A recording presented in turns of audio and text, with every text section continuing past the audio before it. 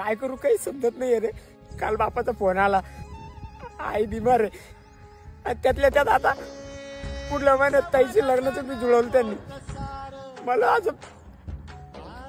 2 दिवसापासून अन्नाचं कण कशाचं खाली उतरणार रे.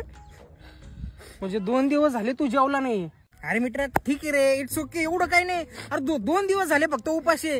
अरे इथं 4 दिवस झाले मला. काय अरे 4 दिवस कशाला म्हणते? साधा घास गिळला नाही मी पण.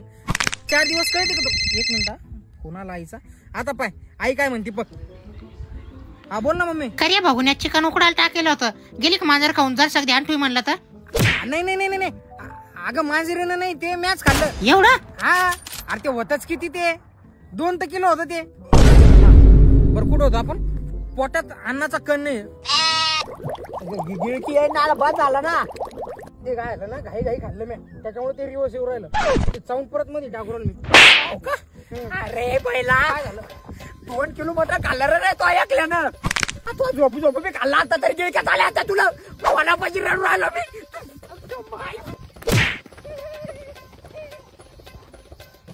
मला चाललो मी बी जेवायला.